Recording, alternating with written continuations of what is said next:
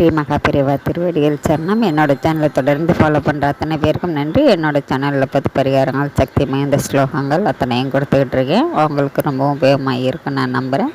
இந்த பதிவில் நாம் பார்க்க போகிறது, அதாவது நமக்கு சகல வசீகரம் கிடைக்கணும்.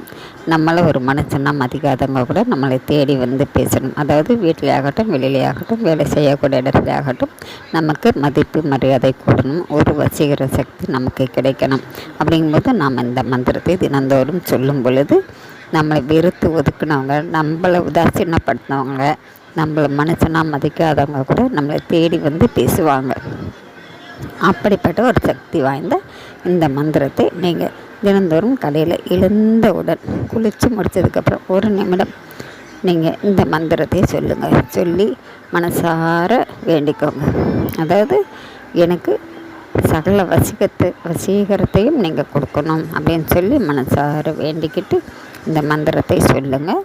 1 நிமிடம் தாங்க ஆகும். இங்கே எத்தனை தடவை வேணாலும் சொல்லலாம், எண்ணிக்கையெல்லாம் கிடையாது.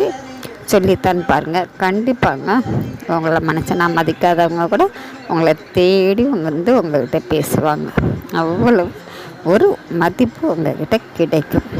சொல்லித்தான் பாருங்கள்.